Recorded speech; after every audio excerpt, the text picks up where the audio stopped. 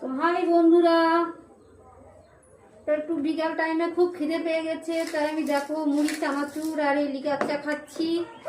এই দেখো।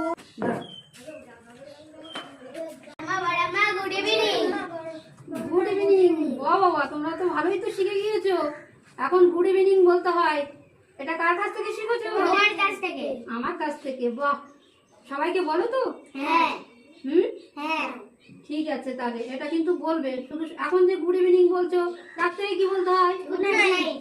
Good night. বাহ বাবা, থ্যাংক ইউ। ওয়েলকাম। সবটালে তো তোমাদের মনে আছে, তাই না? ঠিক আছে, পড়াশোনা করবে, এরকম সবকিছু মনে রাখবে। দেখবে কি হবে বলো তো? ভালো হবে। বাহ বাবা, ভালো হবে। ঠিক আছে, তাহলে তোমরা একটু, আমি এখন চা খাচ্ছি। তোমরা কি খেয়েছো? খাইনি। কিচ্ছু খাওনি? তা ঠিক আছে, না একটু মুড়ি নিয়ে নাও তোমরা। নাও, ট্রাই নাও। নাও, ঠিক আছে, তাহলে যাও।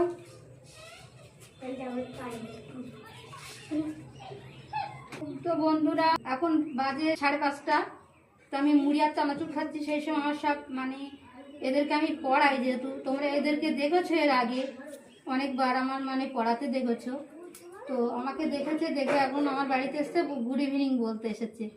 তো যাই হোক, এটা কিন্তু ভালো দিক। একটা বাচ্চা এইভাবে শেখানো বা বলা নিশ্চয়ই ভালো দিক এটা। ওরা যেন আরও ভালো শিখতে পারে। সবাই দোয়া করবে। আজকে এই পর্যন্ত। টাটা, বাই, আল্লাহ হাফেজ।